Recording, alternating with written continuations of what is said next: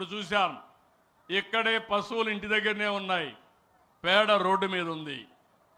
ఈ రెండు వచ్చిన తర్వాత పరిశుభ్రం ఏ విధంగా అనుకుంటామని నేను అడుగుతున్నా, మన ఆరోగ్యం ఏ విధంగా భద్రత ఉంటుందని అడుగుతున్నా.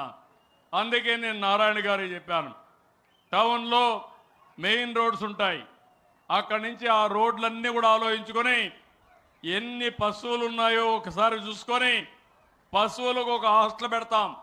నిన్నటి వరకు పిల్లలకే హాస్టల్ పెట్టాం, వృద్ధులకు హాస్టల్ పెట్టాం, ఇప్పుడు పశువులకి హాస్టల్స్ పెడతాం.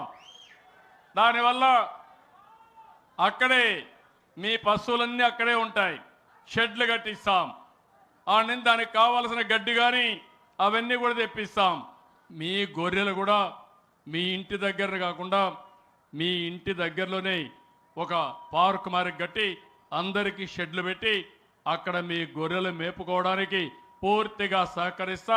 బయట పోవాల్సిన పని లేదు, ఫీడ్ కూడా అక్కడే ఇచ్చే అవకాశం వస్తుందని చెప్పి కూడా నేను మీకు తెలియజేస్తున్నా.